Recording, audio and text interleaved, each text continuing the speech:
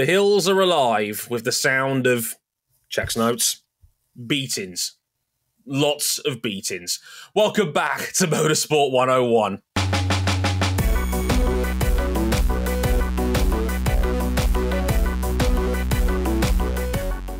Hello, everybody. Welcome to episode 453 of Motorsport 101. I am your friendly neighborhood host, Dre Harrison, and welcome to Formula One's 2023 Austrian Grand Prix. It was amazingly, I think this was genuinely the best Formula One weekend we've had so far this year. I think I came away from this weekend actually enjoying what we got, which is already a step in the right direction. Although we did have to wait quite a while before we actually got the final result, and we'll get to that in a minute. First of all, we got to talk to our esteemed panel. First up, RJ O'Connell, and his beige flag is that he actually likes the McLaren Silverstone livery. Yeah, I actually think it's not terrible. Here's a provocative hot take. I understand that the Vodafone cars are the last memory that anybody has of McLaren being a truly great team in Formula One, capable of fighting for wins and championships on a regular basis. That look hasn't aged good. I'm sorry. I'm glad they didn't throw it all the way back to that 100% with their full chest. You have every right to be mad that McLaren doesn't put their whole ass behind a lot of their throwback liveries, unless it's the IndyCar operation. But This one, actually, okay. As a one-off, I like it. I was in the camp of I was thoroughly whelmed. I thought it was fine. I didn't hate it. I didn't love it. I think it was just fine. Like, I think it's fine. I think it would have been better if they dropped the papaya for the round, but as Zach quite rightly said, quite rightly, I wouldn't say quite rightly. What I really want to say about Zach Brown is that we're trying to have papaya be our iconic brand color, to which my response is, McLaren doesn't have one. McLaren's had about 5 different generations of quote-unquote iconic liveries, and I'd argue if you have 5 iconic liveries, you have none. That's my general take. But I want to get the esteemed opinion of our other guest, and yes, I get to dust off the Lord of the Rings picture on Twitter again, because welcoming back our Jalopnik writer and friend, Mr. Ryan Eric King. Hello, King. How are you? I'm glad to be here. I'm glad that I was called back when my opinions was needed on a certain livery of a certain era. Our able historian, Ryan Eric King, so we can get the official King perspective. So, King, hit me with it. The livery is fine, but it's not a throwback. Thank you. I'm glad that point was at least acknowledged. Like, they're calling it a chrome throwback. Throwback to what? It's a throwback to this weekend at the British Grand Prix. And also, to your point about dusting off the Return of the King gif on Twitter, the chances are, by the time you're listening to this, hopefully most of our followers here at Motorsport _101 will be rate limited, so they can't see it anyway. You make a very good point. Like, you know, the way our gratuitous Twitter overlord is getting down, allegedly he's forgotten to pay the bills to Google, and that is a bit of a problem. So there is a good chance you won't be able to see said tweet, but hey, hit the refresh button and roll the dice. You never know. It might load up on your page by the time it happens. I love the audacity of this terminally online loser telling everybody, "Oh, just go outside instead of stop refreshing this app." Your whole app source of revenue depends on people engaging in doom scrolling on your app for hours at a time. I would know. But enough about rate limits. Also, but enough about track limits. It's about no limits. We went from Twitter to TNA's X Division in the space of a sentence. That is. We're digging deep into the 2000s references, eh, King? Yeah, we wouldn't have to be worrying about limits if, you know, Elon just paid Google, because then McLaren would have had enough Chrome paid. I thought, as the richest man in the world, and after dropping $44 billion on a social media app, I thought there'd be enough left in the coffers to make sure that your cloud service at Google would be adequately covered. And yet, here we are. No, because paying the bills to your cloud suppliers is too woke for him. Oh, clearly. So we will see you on the official M101 Mastodon page at. No, I'm joking. Oh my anyone got Blue Sky apps? Because sometimes the devil you do know, Jack Dorsey, who sucks in his own way, is sometimes better than the devil you also know and is outwardly worse in some regards. I don't know. SNS services are bullshit, but you know what's not bullshit is Formula One in Austria, except in the times when it is. Yeah, like, again, this was a good one. I think this was a good all-round weekend. I think this was a good Grand Prix. I think Can I see that's the best Formula One sprint we've ever had? I think so. I think that was an excellent sprint. I thought that was an outstanding sprint race. I think a lot of people still hold up Lewis Hamilton's comeback as the gold standard from Brazil, but that is such an outlier to me. I barely count it. This was a proper sprint. And it turns out all we needed to do was just add just enough rain to make it changeable and bring an element of strategy into play, and all hell broke loose. Also, beware of flying Checos. That is also something you're going to be very careful of these days. But we'll talk a little bit about that. We'll talk about Red Bull. I like to call it using strategy to flip the bird. You'll see what I mean about that later. We'll talk a little bit about, oh God, it's track limits again. Oh God almighty. Again, it's not about track limits. It's about no limits. Now, if you'll excuse me, I'm going to play the gif of Elliott Skipper doing the Hurricane Run off the side of the cage again. It never gets old, even nearly 20 years on. God, I feel old. But we'll talk about that after. And again, I'm checking my notes here. 1,200 reviewable incidents. I'm not making any of this up. That was a real thing that Race Control put out there into the world. So we'll talk a bit about that and track limits in Austria. And I also wanted to talk a little bit about what the hell is going on at AlphaTauri, because a lot has come out about that team in the last week or so. Turns out this is going to be the last season we're going to be calling them that. And there's a lot of talk that Nick de Vries' days are very, very much numbered. So we'll get into some of that later on in the show. But places you can find us real quick, we are on motorsport101.com. That is our official website. If you want some bonus thoughts about this race and IndyCar in our next episode, IndyCar at Mid-Ohio, they'll be up on the website by the time this goes out. You can follow the podcast itself on Twitter at motorsport_101 if your rates are not limited.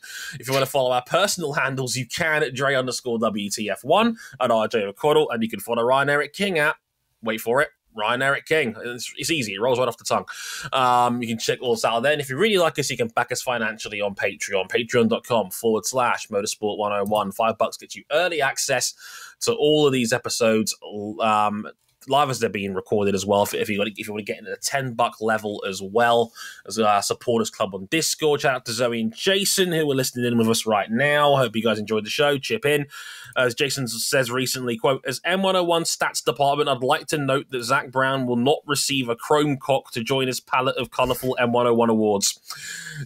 How deeply regretting. Like, to be fair, gold is a genuinely iconic colour for an award, unlike the papaya that Zach Brown claims McLaren is. But I appreciate the sentiment, Jason, very much so. Thanks for listening in, buddy. So, after this, let's get into 2023's Austrian Grand Prix.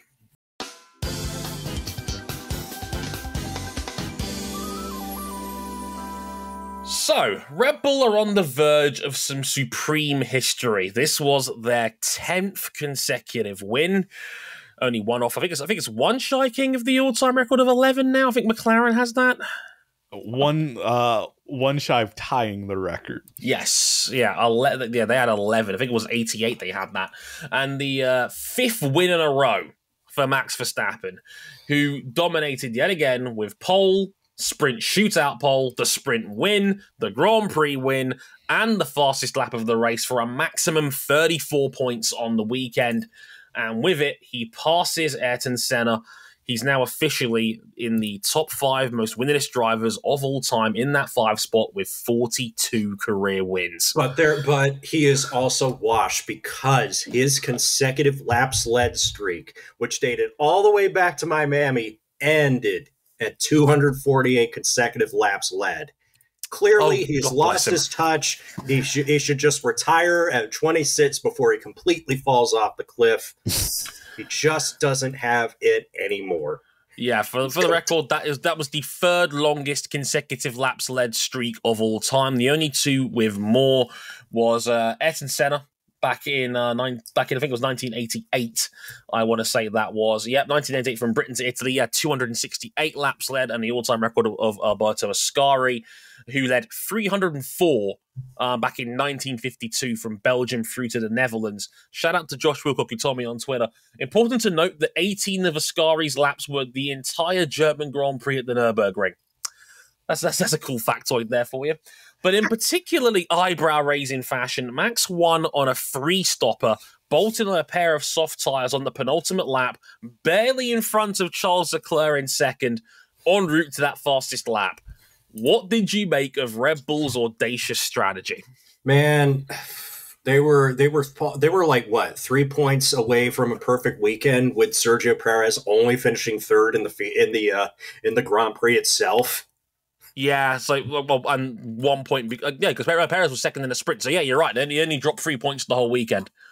Wow, just I know if Cam Buckley were here right now, he would be ready to just talk about how this was the ultimate flex for Red Bull at their home race, by the way. Oh yeah, very much so. Perfect weekend. You don't pit the lead driver to go for a fastest lap bonus unless you are absolutely confident that this dude is going to just run away with the whole thing. Yeah, when we were watching this at the time, I saw Cam hit up on Twitter a picture of the win, and it was a quote straight from the original Iron Man movie, where he goes, "This was just a crude first effort. Red Bull has perfected its design. It has made a masterpiece of death." That was a pretty fitting way to describe it. I mean, King, we were watching this at the time, and we couldn't believe the audacity of Red Bull even trying this, knowing they had a 24-second lead in hand already.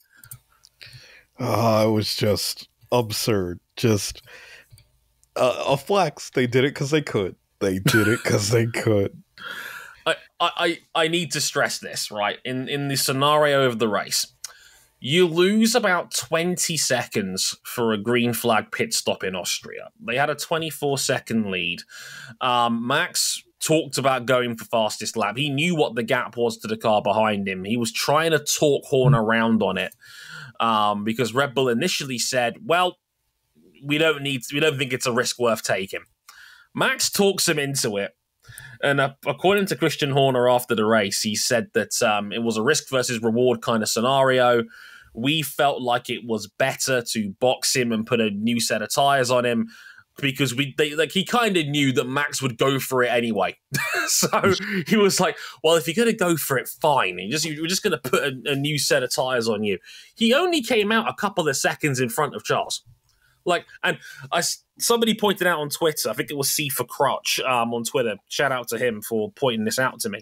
He was weaving, coming out of the pit lane to warm his new soft tyres up, with Charles Leclerc 2 seconds behind him down the road, thinking, wait, is that Verstappen's car?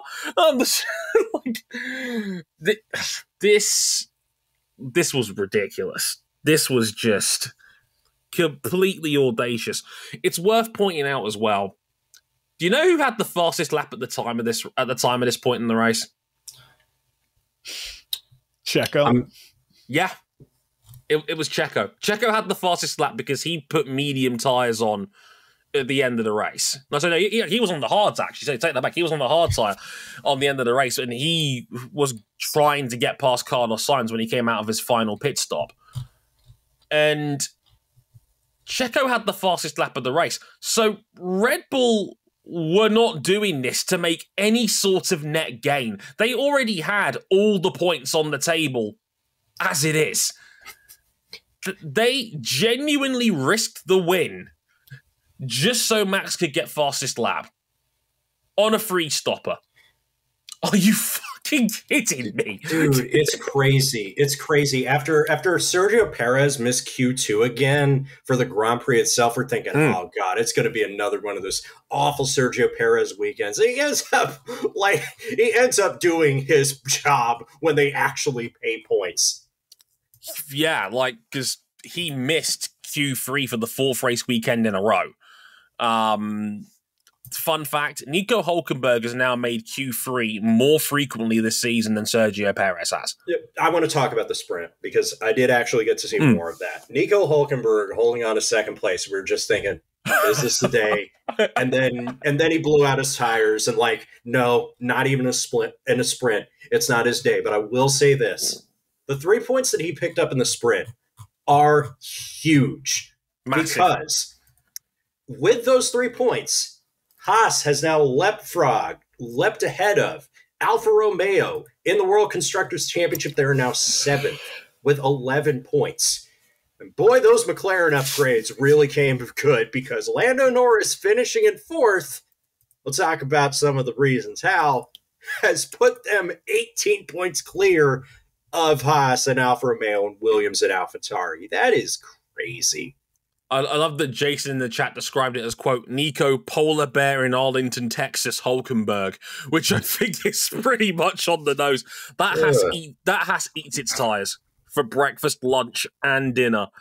And I wonder how much of that ballsy call to change for Hulkenberg to change onto the slick tires at the end of the sprint was partly to do with a strategy call and partly because the intermediates had no grip by then anyway. Yeah, this was like what was that MotoGP race where it dried out and then it like rained really, really late in the race? I want to say it was Brad Binder winning on slicks and everybody's losing their fucking shit. Yeah, I want to say it was 2019, where it was 2019 and 2020, where Brad Binder, like because it rained hard with 6 laps to go. Everybody comes in on a flag to change for their backup bike, and Brad Binder stayed out on slicks and barely won by a nose. I think King exploded that day. No, it was 2021. That was only 2 years ago. Wow, time is fake. Time is vague. Let me tell you, that is that's woken me up a bit there. Damn. But yeah, I think Hulk was one of the first guys to switch in the chat, Jason. I'm very much with you on that one. I think it was between him and I want to say Alex Albon. They were like two of the. I think George Russell was the first one to actually gamble. Yeah, and it paid off for him too. Yeah, got back in the points after Mercedes were just weird all weekend. Very, very weird. But yeah, like for me, Red Bull winning on a free stopper, it was. I used a reference and talking about it in my race review on the website, where I compared it to, and if you haven't seen John Boyce's incredible work for Secret Base, you really should.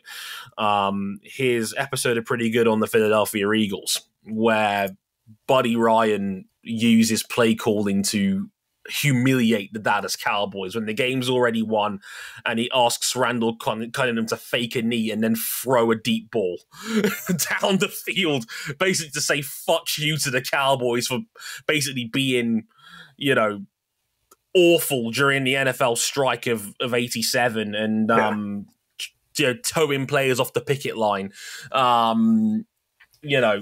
Just basically using play calling to say fuck you, basically. And that's kind of what this race felt like to me. I was like, this is humiliating. I can't believe they just friggin' done that.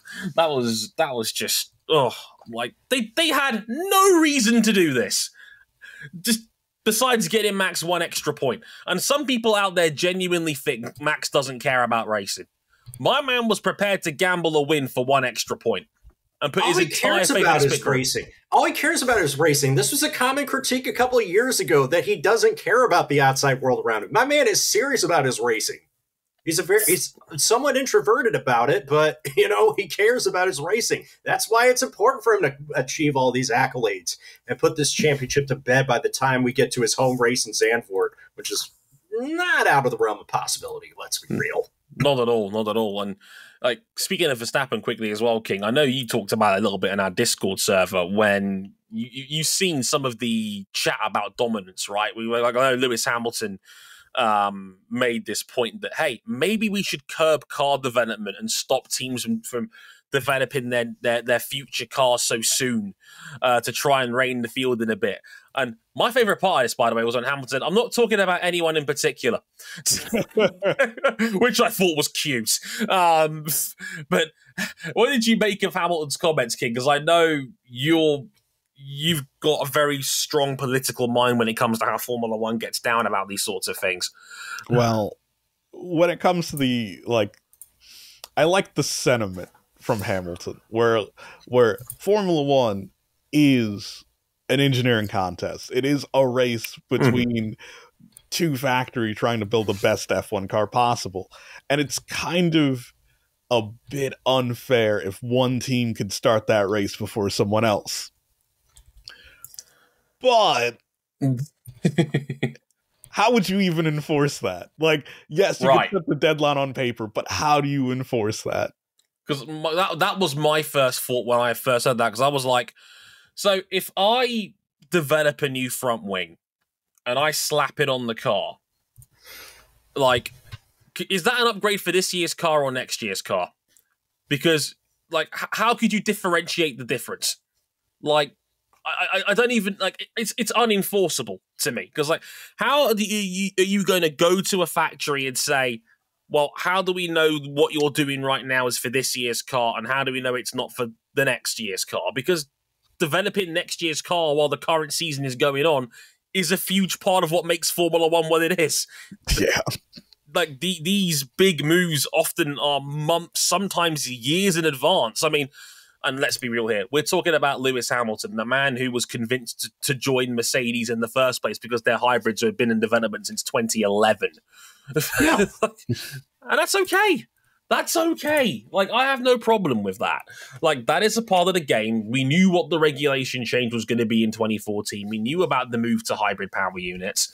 And Niki Lauda was able to talk Hamilton into saying, hey, look, if you stick it out for a couple of years, we will give you a winner. And bless him, he was right. You know, that's a part of the game, you know? Like, I love that Jason says, we should curb the development, says the man who had multiple titles when the Mercedes had the God car. Yeah, like, it's easy to call Lewis a hypocrite. And, you know, the man that won 79 Grand Prix in his first 8 seasons in the hybrids. I did the maths on that. I was like, yeah, he basically won 10 races a year for 8 years straight. Like, it is funny how, like call it what it is. It's politicians politicking. And that's how the game works in F1. And if anybody thinks it doesn't go that way, they're lying to themselves. Like, that's how I look at it personally. All of Vec would be proud of this backstage politicking. So, oh yeah, sledgehammers and hot wife and all, without question. Now, let's talk a little bit about the big other talking point that came out of Austria this weekend, and for some reason it comes out of Austria almost every year. Track limits violations, everybody's favorite subject, right? Like, show some enthusiasm in the room, everybody. Come on now. Yay. Esteban Ocon now has a distinguished Formula One record for the most formal penalties handed down in a race, breaking the two-way tie between himself and Pastor Maldonado. The first man in F1 history to have 4 sporting penalties in one race. 35 seconds worth of time penalties. We'll explain how we got to this point in just a minute, but this was another Grand Prix where Austria's track limits debacle reared its ugly head. After the race was over, and Aston Martin sporting director Andy Stevenson lodged a formal protest against the result, suspecting the FIA had missed some track limits violations at turns 9 and 10 that had not been factored into the actual result. Big Randall vibes. Big Randall Weems vibes out of recess. But however, he was right. The protest was upheld, and because the FIA's monitoring system regarding this was, and I'm using their own term here, overwhelmed by the amount of potential incidents, the stewards had to go back and manually review all, and I can't believe I'm saying this, 1,200 incidents that had to be manually checked with, and let's not forget, this is already a Grand Prix that had 8 penalties handed out for track limits warnings over the course of the race. 2 of them, by the way, were level 2 track limit warnings, which were 10 seconds higher penalties because Tsunoda and Gasly had gone over 7 times each. Just to put it into perspective, we already had 8 penalties. There were 12 more added, making a grand total of 20. Almost like literally 1 per driver on average over the course of the race, and 14 out of the 19 drivers finished in different spots compared to where they finished on the road. Just not the top 3. Yeah, just not the top 3. Does something need to change with track limits in Austria? This one's tough. Because there are genuinely parts of Austria where the track limits are as clear-cut as old heads of the sport would like them to be. But the problem spots are not those areas of the track. The problem spots are turn 3, that's the big hairpin at the top, where you can just run as wide as you like off the exit. And that's famously the spot of Verstappen and Leclerc coming together. And I had to go to the store for several hours to figure out if the race results were going to change or not, and they didn't. And then, of course, it's turn 9 and 10. These are fast right-hand corners where you need to carry as much speed as possible. And sometimes that means you go over you go out of bounds in that attempt to maintain that speed. I think a lot of people have brought back the call to restore more natural runoff solutions. And for 4-wheel racing, I get it. You know, I'm a big believer that, putting gravel traps everywhere is overrated. You know, I don't like seeing undamaged cars have to retire because they got stuck in like an inch worth of gravel. I think that's weak shit. I don't like that cars can get torn up if they skip over that sort of runoff the wrong way. See Simon Pagenaud, Mid-Ohio. But so a lot of these tracks have to share space with another form of racing, and that's motorcycles. And what's safer for them is sometimes different from what's safer for a 4-wheel racing driver in a car, in a closed or open or partially closed cockpit. Yeah, it's something that I had to try and make the point on Twitter about a couple of times over, because a lot of people only watch Formula One or they only watch 4-wheeled variants of motorsport, and that's completely fine. However you get down is how you get down. But a lot of people do not realize that, and we talked about it a minute ago, that the Red Bull Ring shares its facilities with MotoGP. It's hosted many a MotoGP race in the last half decade or so. And Austria's been criticized from a biking standpoint in terms of safety for quite some time already, especially when it rains, because of the lack of runoff in certain areas. And of course, that whopper of an incident between Frankie Morbidelli and Johan Zarco a couple of years ago. The one that almost took out Valentino Rossi as collateral, took him out of this plane of existence so we wouldn't have Valentino Rossi's sports car racing art. And that's why they put in a slow chicane up out of turn 1 to where turn 3 is, because turn 2 is not a corner in cars, but it's definitely a corner on motorcycles. Right. And that's something that you've got to factor in. So just having even a strip of gravel around the outside of turns 9 and 10 could be very dangerous for bikes, because what people don't realize is that gravel tends to flip bikes over, and it tends to flip riders over when they hit that patch at speed. And when you're flipping people over a lot, you have a much greater risk of injury.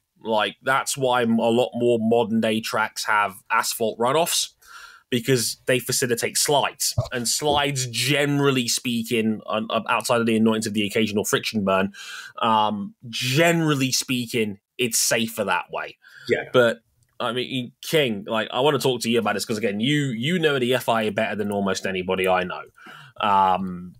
What did you make of the procedural side of all this? Because this was a hot mess. Well, this level of close observance wasn't possible a couple of years ago. Thanks to the new remote operations center in Geneva, Switzerland, there is a dedicated team who can record and observe every single time someone goes off.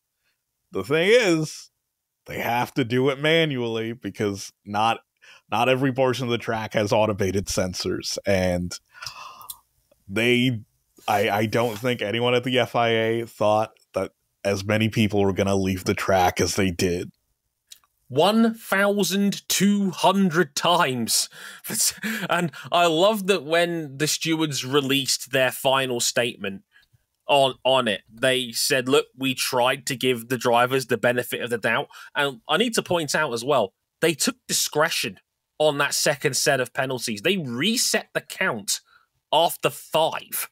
After 5 incidences where a lap was deleted for track limits. It's like, as I mentioned earlier, when Tsunoda and Gasly got punished during the race for the second time, and they got 10 seconds, that was for 7. They cut it down to 5, and then after the 5th time, they said they reset the count to 0 to start again. Despite that, Esteban Ocon still got 4 penalties. Oh my god. That's why I keep telling everybody he's the most underrated driver in that paddock. Have you ever seen a race where a guy's picked up 35 seconds worth of time penalties? Because he got 5 as well for an unsafe release out of the pits too. I've seen it happen, but not for track limits violations. Usually that's the kind of stuff you see for like, oh, there's avoidable contact that happens late in the race, but it's too late to give them a drive-through penalty, so we're going to tack it on as a time penalty at the end of the race. Right. Yeah. 83 laps were deleted over the course of that race. And can I just say, like, I know that it's annoying when, you know, you have the results and then they change hours after the checkered flag. Last weekend, the 6 hours of Watkins Glen and IMSA had its result overturned because of a technical infringement. And in MotoGP at Assen, Brad Binder had this happen to him twice. This is not a new phenomenon in the world of motorsport. Right. I get it does make drivers look silly. I know Max Verstappen said it makes them look amateurish, but yeah, Horner agreed. I also can't help but think, you know, these cars are planted. You're 20 of the most skilled drivers. That's what your sport advertises that you are. It feels like it should be easy to stay within the white lines. Do you want to know that when I play a game, there were only 2 drivers that didn't get a single track limits lap deleted over the course of the entire weekend? You know which 2 they were? Zhou Guanyu is one. Zhou Guanyu was one, yeah, because he kind of made it. He kind of alluded to that on social media, because he ended up getting bumped up to 12th after all the extra penalties were added on. Was the other one Maps? No, it was George Russell. Wow. I was told it was George Russell. Was the only other guy. So yeah, like only 2 guys went the entire weekend without a violation, because remember Max did in qualifying. He in Friday's qualifying he lost a lap in Q1 for track limits, and he got mad about that. So yeah, I don't think it's a coincidence that the top 5 after the final result was all said and done were all people that didn't get a penalty for track limits violations. Yeah, because they know where the line is. And don't get me wrong, for drivers, I know it's not easy given the limited visibility you get out of the top of a racing car and the lack of absolutely. It's easy for us to say because we're not professional racing drivers. We've never had to push at 10/10 for like 90 minutes for 22 weeks a year. Right. And like, one, that's absolutely worth pointing out. And 2, I think it was Yuki Tsunoda who, after the race, he said that, you know, he would like to have a raised curb instead because it would be easier for him to feel where that limit is. Yeah. And that's, you know, you got to be a bit careful with that because, you know, it reminds me a lot of the sausage curb era I think a lot of people would rather see them go than stay out. I found the quote and he actually came out with in the said. He said, quote, "I think curbs are easier. At least with curbs, you feel first from the outside wheel with the vibration that it's track limits. With the white line, you don't feel any vibration. You just have to adjust it from entry. At least if you have a curb, there's a bit of warning just before you go out completely with 4 wheels.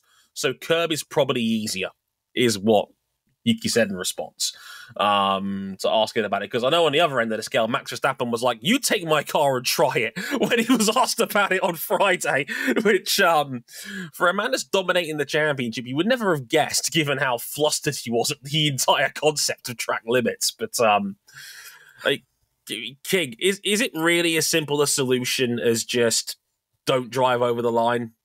Are we being too generous here towards the drivers? I mean, like, King, you might turn your microphone up, by the way, mate. Sorry to be that guy. I'm just like, it's hard to come up with a straightforward solution because, one, it is possible 2 drivers didn't go over the line. Like, what point do you get to where you say maybe it's the system? Because it feels like this was close to that point. Even though I could be ruthless and say, well, just don't drive over the line. Well, clearly, look, if we're giving the drivers every benefit of the doubt, and I generally don't do that, when almost everybody has gotten a warning or a lap deleted over the course of the weekend, it feels like it might be a bit much. I'm trying to play devil's advocate a little bit here. Like, at what point does it become unfair? You know what I mean? Yeah.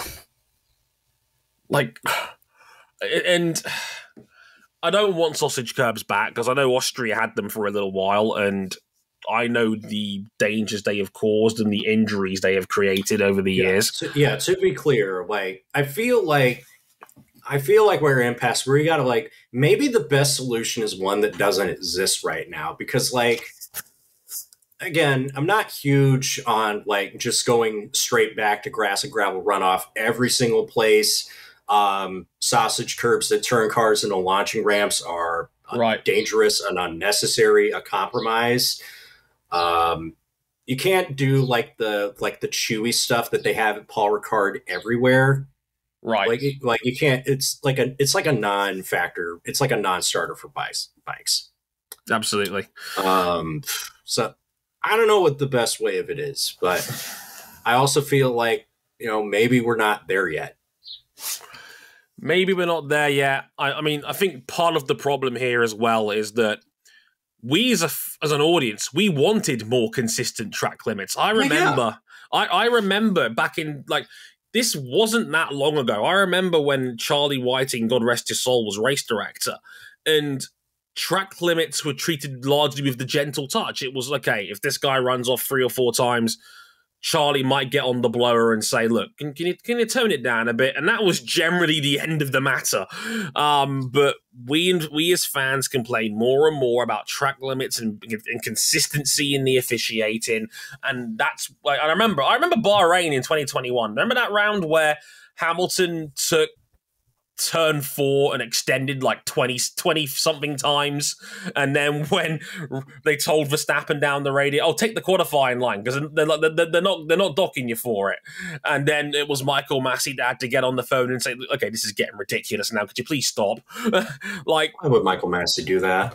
Etc. Why would Michael Massey do that? And we wanted more consistent officiating with this. We got it. And now it's another case of, well, no, not like that. So I don't think there is necessarily an easy solution to this. It's, racing drivers are paid to explore the limits. They are going to take liberties, and I agree with you, RJ. I don't think just slapping gravel everywhere is going to solve the problem, and I don't think the punishment for doing so fits the crime. So maybe the sport eases up a little bit on that line just for Austria, because, like, I've driven those 2 corners in many a racing game and many a sim, and they are so inviting to run the extra track for. It's so tantalizing to do so because it's such a sweeping set of corners, and I don't know. It's a messy one, but I don't think it should come down to Austria to solve the problem, because I know the FIA apparently suggested to them, and this was in Autosport today, that the FIA suggested to put gravel traps there, and Red Bull were like, no, we're not doing that. So there's clearly some dissension in those ranks. If you've got a solution, feel free to get in touch, because I'm struggling on this one, and, you know, personally, I don't think it should come down to Austria to solve the problem when it's an F1 issue and how the drivers get down. That's my personal opinion on the matter. So good luck to you sorting that one out. But one more time, Esteban Ocon, 4 penalties in a race. Wow. What a time to be alive. And a Grand Prix winner for all time. Speaking of Red Bull-owned teams, it's been some very interesting times out of the team in Faenza because, well, first of all, Helmut Marko has gone on the record saying that AlphaTauri will not be racing as AlphaTauri next year. And then there was dissents between Christian Horner and Helmut Marko over who actually wanted Nick DeVries to take that job at AlphaTauri this past season. There's reports coming out of the paddock that DeVries has just a few rounds left to save his job at AlphaTauri, so probably about to the mid-season point is how long he has. Liam Lawson, who is leading the championship in Super Formula as a rookie, is at the front of the queue to replace him. And the team, and, you know, they're going to drop the Fashion Line name. Alex Palou and his management are also sniffing around for seats. Dre, it is interesting times out of the team that I love, or their successor. I was also going to ask you first, because you're the Minardi man, and I know how much Minardi means to you as a fan. Well, I mean, many will say this is fundamentally not the same team. They operate on the same base, but it's different with Red Bull money.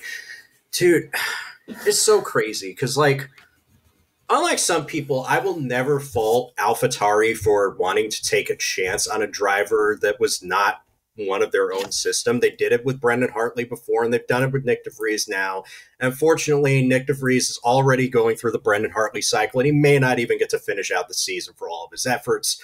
But I'll guarantee you that the next place he does end up, we will be like, see, he was just a talent that Formula One just overlooked the whole time. So the thing about next year is, like, Yuki Tsunoda, to me, has done more than enough to save his job, even if the points are not there.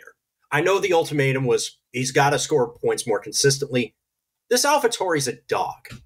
It is an absolute dog. And the fact that Yuki has squeezed out 2 points out of this thing, he's pound per pound one of the top 5 drivers in the sport, in my opinion. I think he should stay. I would say that if an opportunity is there to promote Liam Lawson, you do it. Because he's done everything you want, everything you can ask for out of a Red Bull Junior team driver at every step of the way. He's won in everything that he's stepped foot in. He is perfectly adaptable and make a fine replacement. I just don't know if you do it right now. Because, like, Liam Lawson is also in the midst of a championship fight. Like, he could be the first rookie champion in Super Formula in 27 years to close the deal. Like, do you want to pull him out of a title fight that soon because you're that desperate to get Nick DeVries out of the car? Probably not. But then who else is available? Daniel Ricciardo, maybe? Does he want to go back to AlphaTauri? Does he need to go back to AlphaTauri? I know he's desperate to want to get back in the seat cockpit. I don't know if this is what he needs. This age 34 season after a year on the sidelines. Unless he's like that desperate to prove that he hasn't lost his touch. I was going to say, like, King, you're a management guy. How would you feel? How would you play it if you're Franz Tost, given this his last year in the job anyway as it is? I'd say just let it play out. Just play out the season. Whatever happens, happens. Because you don't really have, an immediate replacement for Nick DeVries. Not this year.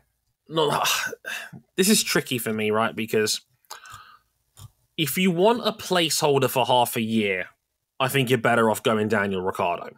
Ricciardo is clearly desperate to come back, because I remember this time last year, he was turning down seats. Haas offered him a job, he said no. Williams offered him a job, he said no. Yeah. If you take him at his word, he cited burnout. And, you know, if I haven't really got a reason not to believe him on that, but I also think he is very cleverly doing things to keep himself in the public eye. The Grandstand on ESPN2 with Will Arnett. that guy from Horsing Around, etc. But, you know, doing that, going to the Met Gala, being on Stephen Colbert, he is one of the most marketable talents that F1 has had in recent years. Like, he clearly has a level of buzz off the back of F1's shot in the arm in the mainstream, at least in the last year and a half, 2 years or so. That dude owes a lot of his mainstream success to Drive to Survive. He's not as much of a mainstream icon as Lewis Hamilton. Oh no, or Max Verstappen, but he is high up on the list, and he doesn't even drive in the sport this year. Yeah, like, and I remember when King was there in person, but I was on WTF1's Twitch channel watching the live stream. The buzz in the room was for Ricciardo. People were excited for Ricciardo, and I was streaming the event. People on the chat were most intrigued about what Ricciardo had to say. I don't know how much of that was just boredom and delirium, given how long they had to wait to actually see the car. I don't know how much of that was genuine, but how many events do you see the third driver get full-blown several minutes of interview time? Oh. Don't all rush in at once, people, because I remember I sat there for many a car launch. I promise you, Theo Pourchaire didn't get that amount of screen time. I promise you. Ricciardo is different, and I think Red Bull made a very shrewd move in making Ricciardo like Red Bull's reserve driver in the first place again. Ricciardo gets paid to hold a clipboard and drive a simulator while he gets to go off and do all the media stuff that he gets to do. And hey, maybe, just maybe, has an outside chance of an F1 seat on top of it. If you really are that desperate to pull the plug on NDV now, then I guess. But, I still think you give De Vries the whole year. I don't like this whole idea of ruthless mid-season cuts. I don't you're back to where you started again. If Ricciardo's not driven one of these for half a season, Red Bull's been on the record saying that he's had to untangle bad habits in this simulator from his time at McLaren, where he was dreadful. Except for 1 weekend in Italy, mind you. Apparently, yeah, that was a good one, but. And do you really want to pull Liam Lawson out of a mid-season Super Formula campaign where he's a genuine title contender? I think that would be almost harsh on Lawson, because Lawson would have to be spectacular to impress, because I'd argue it's the worst car in Formula One right now. It's their bottom of the Constructors' Championship. He's not continuing that run of winning in his first start in every single series. If you plug him into that AlphaTauri right now, I'm going to say that for real. No. And we've kind of hovered around the other argument here as well. What about Alex Palou? Look, not to sound like an insecure IndyCar honk, but Alex Palou is the best chance that an IndyCar driver has had to step up into Formula One since Sebastian Bourdais did it off the back of 4 consecutive Champ Car World Series titles. And ever since Bourdais flamed out after a year and a half at Toro Rosso because he couldn't match up to Sebastian Vettel and he couldn't match up to Sebastian Buemi, everyone has had cold feet. Alex Palou checks off every single box except for the fact that he's not American, but I don't even care. I'd love to see this dude get an opportunity to Formula One seat. I really would. I would too. Again, King, I'd love to hear what you think on this one as well, because you missed it last week when we talked a little bit about Palou's F1 prospects. How do you feel about the possibility of Palou going stateside? Because we weighed it up to basically 3 main options. 1, he stays at Chip. 2, he goes to McLaren and has an outside chance of an F1 seat at best, even though he's their reserve driver right now because of Oscar Piastri, and he's generally been very good this season. Yeah. And 3, he goes all in, walks away from IndyCar and tries to get a seat elsewhere. I mean, how do you weigh it up right now? Well, I think it's mainly going to be that that third option if he does decide to go to F1. Like there isn't really a way in at McLaren. Like Piastri, it feels like Piastri's seat is secure. If you really want to weigh in right now, it's most likely the Red Bull avenue. This does feel like the best shot he's got. I'm not sure he'd want to do this for Williams, given where they are, and their prospects are a little better than what they've been, but still not great. I don't see a lot of other holes opening up in the paddock by the end of the season. Like maybe outside chance of something at Alfa Romeo, but again, I think Zhou's been fine this season. I don't think Bottas has been so bad to the point where you want to cut him. The only driver that's really been like bad, like super, super bad in their respective seats has been Nick DeVries, but it's not like this is the worst driver that Formula One has seen in modern memory bad. It's just it's the wrong driver at the wrong time. Yeah, and I think that's the worst thing you can say about the Freeze. It's just not worked out. And to be fair, Yuki Tsunoda getting really good this year has absolutely done him dirty, because there was question marks about Tsunoda going into this season as it is, given he was second fiddle to Pierre Gasly. And if anything, Gasly even probably saved him, because Dr. Marco's the one guy that's even considered an IndyCar guy in recent history, and that was with the Colton Herta move, potentially. Yeah. But they couldn't obviously get the FIA to tweak their super license rules to make that happen. But at least Dr. Marco has acknowledged that IndyCar is at least somewhat viable as a series. Zach Brown's kind of teased the idea, but never actually committed to anything. Yeah. Like, Dr. Marco was going to give Colton a go if he could tweak the rule book. And the FIA understandably wasn't prepared to budge on that. And who was in charge of Toro Rosso? And who had an influence in Toro Rosso's driver selection in 2008? One time, yeah, and yeah, it's a messy one right now for AlphaTauri, and I don't think there is a huge, like, overwhelming need to move anybody on. I say you give De Vries the whole season, and it's an easier reset. If you do replace him, you can give whoever's coming in a full off season to try and at least prepare yourself for it. And I think Liam Lawson is a fine talent, and I think he's worthy of an F1 seat. And I think if De Vries continues to disappoint and you want to move on from him as a one and done guy, I think Lawson would be a fine replacement, and I think that's the straightforward move. Although, and we'll talk about it a bit more in our next episode, the temptation over Alex Palou as a talent is tempting. Oh goodness. Very, very tempting. More on that next up.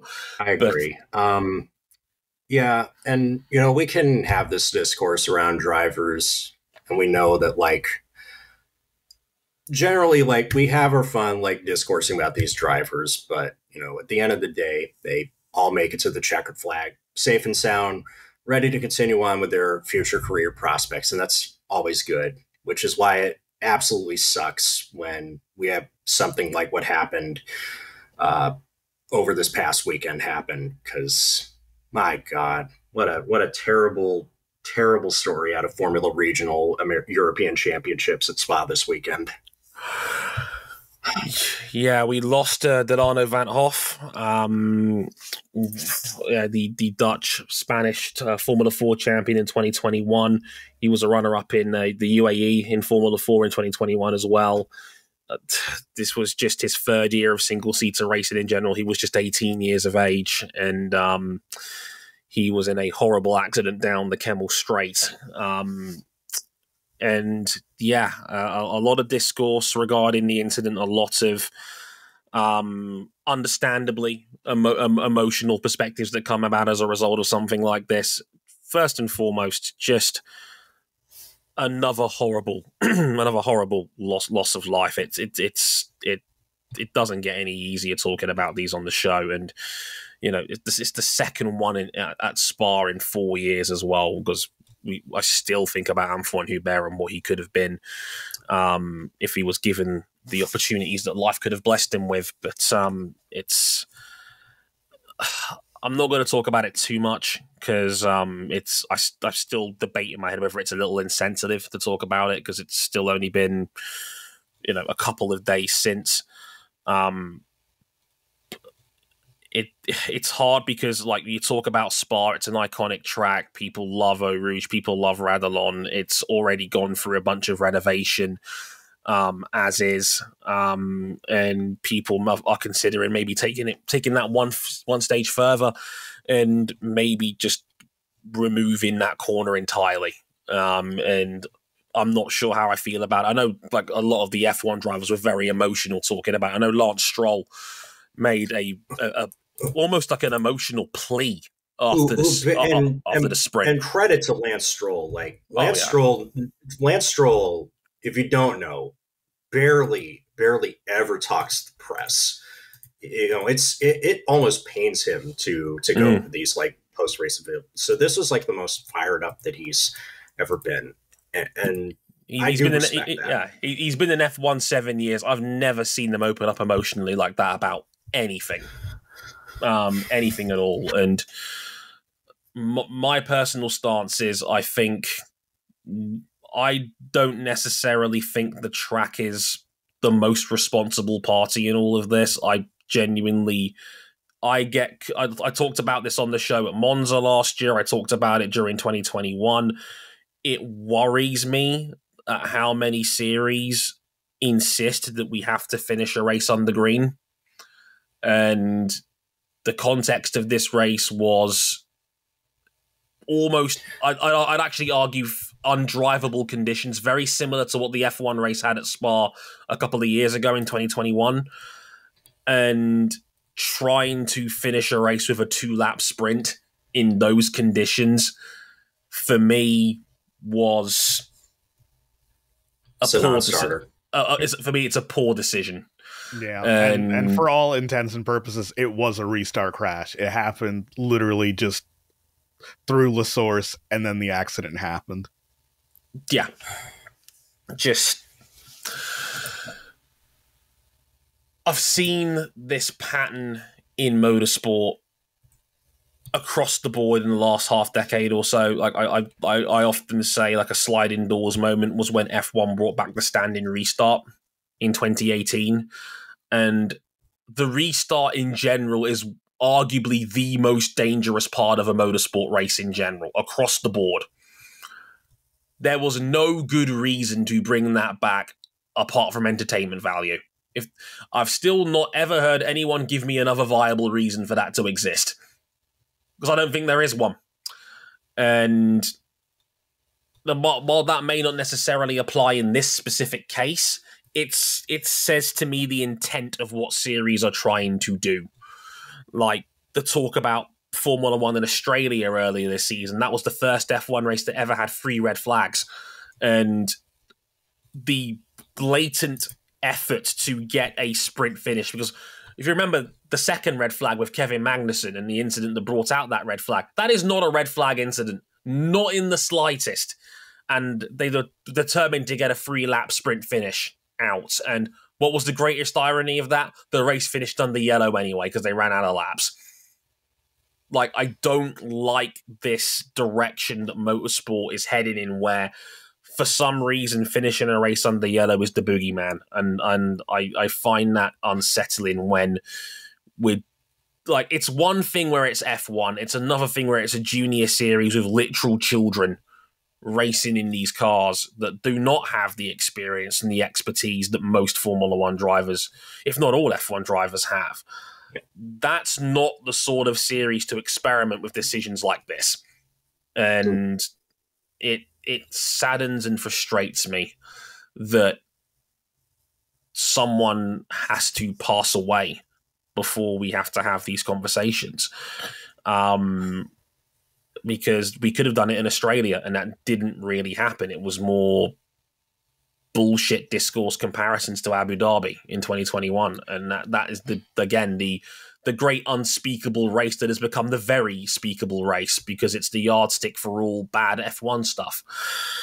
And here we are. And yeah, it's like race control, their decision to restart the race was just awful. Like, Freck has a massive field, like 30 plus cars. Right. It's a massive field. And they're running support to the 24 hours of Spa-Francorchamps, which was, hours away from starting. They could have just finished the race under a safety car.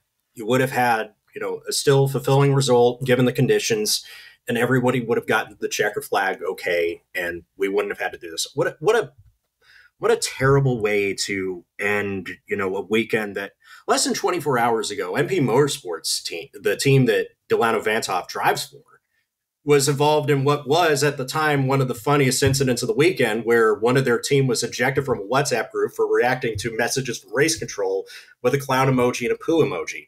And yeah, God, I wonder what the atmosphere in that group is like afterwards. God, I can't even begin to imagine. It's awful. If you going through Delano's story, he has struggles in Formula Regional, but keep in mind, last year he also missed a good chunk of racing with a shoulder injury. MP Motorsport could have cut bait with him at any time, but they chose to bring him back for this year, and he wanted to go up to Formula 3 next season and continue his pursuit of racing. If not in Formula 1, then somewhere where he could have gone on to make, an honest living as a racing driver for many, many years to come. And it sucks that he doesn't have that opportunity. It sucks that a family has lost a son, a child. It sucks that other people in the paddock have lost a friend. And I don't know what else to say, man.